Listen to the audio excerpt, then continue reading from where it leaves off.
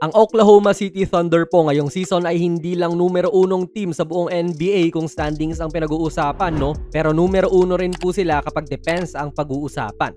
Pero mas maging specific pa tayo kaysa dyan ngayon kasi numero uno rin po sila sa opponents' points in the paint mga idol. Or para lalo nating maintindihan, OKC po ang may pinakamahusay na depensa sa loob. So kung team ka na mahilig mag-drive at umatake nga po, mahirap kalabanin ng OKC kasi malupit nga silang depensahan to. Kontra sa Lakers ay pinamalas na nila yan. Unang-unang possession po no at ganyan nga, dinouble si Luka ngayon at nasa mahirap na sitwasyon si Holmgren dyan kasi kailangan niya bantayan kung papasahan ba si Rui dito sa labas or kung ipapasa ba sa taon niyang si Ayton dito sa loob. Kita natin siyang abangis din dito no at yung ganitong ability rin ni Chet na kaya niyang pumunta dyan sa labas ang nagpapa-epektibo sa depensang ito. Ang haba rin kasi niya mga idol so onting hakbang lang sa labas na siya. Kaya rin po pinili ni Luka na ipasa na lang kay Ayton to kasi iniisip niya na parang naglilin towards kay Rui itong si Holmgren. Pero kahit na ganun ay agad siyang nakarecover dyan kay DA. Talagang nakakailang din mga idol siguro to kung ikaw yung naglalaro dyan. Kita natin lumabas na po si DA dito para makapag-drive si Jake at medyo may space na siya dyan tapos hindi niya sasakupin yung loob. Ang kaso nga lang ay nag-help pa rin yung center kaya kahit nabit na niya yung una niyang tao ay may umaalalay pa na last line of defense. Yan talaga yung essence niyang depensa nila. Ayos lang madrivean ka kasi may umaalalay na malaki parate. Kung hindi man si iHeart to ay si Chet naman. Oksa sana sa Lakers kaso nga lang butterfinger si Ayton. So kita nyo, okay, mabibit na ni AR tong tao niya in transition pero may big man naman na nag-aabang. Actually, hirap talaga makapasok sa loob tong Lakers this game. Pero sa mga panahon naman na nakakapasok sila ay ayan nga ang nangyayari. Kaya hirap talaga sila sa lahat. Susubok naman po ng early attack ang LA dito kung saan ayan nga pinapwestuhan na ni Rui si AJ Mitchell.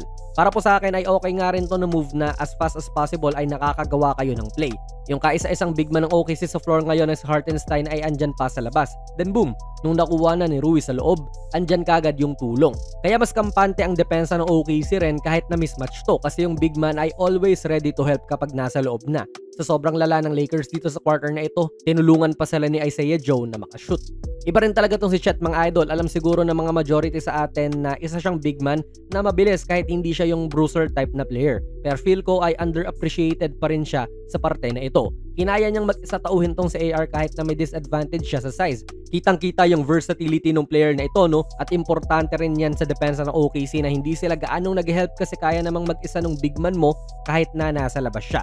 Tsaka kahit naman maiwan yan at mahayaan si AR na makapasok, andyan pa rin naman si iHeart para saluhin din siya. Ito talaga yung parang buod nung depensa ng OKC this game Napag-usapan na natin to sa una nating video about this game mga idol na yan nga, pinipressure nila yung star player para manatili siya sa ibabaw lang. Then napapapick up to ng kanyang dribble so sira na kagad ang kanyang diskarte. Then look at J. Will, siya rin yung naging susi rito kasi hindi siya basta tumayo lang dyan kasi nadepensa na nila si Luka. Nanatili siyang moving pa rin dahil alam niyang libre na ang man niya sa loob.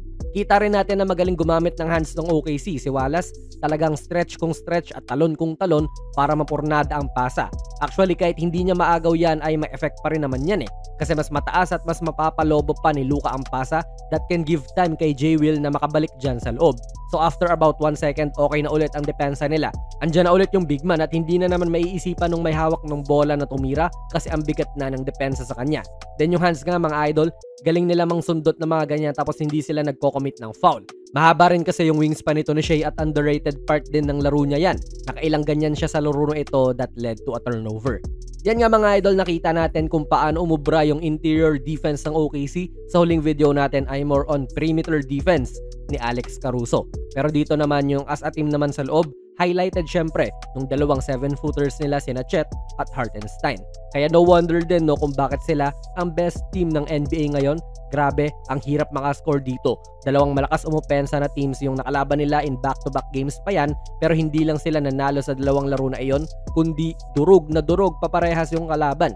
Hindi ako fan ng team na ito honestly kasi syempre Lakers ang suportado ko. Alam nyo yan at hindi ko yan tinatago. Pero iba talaga tong OKC. Cut above the rest talaga sila para sa akin. Parang ang hirap nilang harapan ng butas. Kaya sa mga idol natin dyan, ano po masabi nyo sa video natin ito? Ilagay nyo lang po ang inyong mga komento sa ating comment section. Kung nagustuhan nyo po ang ating video ay pakipindot na lang idol ng like button. Mag-subscribe ka na rin sa ating channel. And ako nga pala si Jonas PB and as always, hanggang sa muli.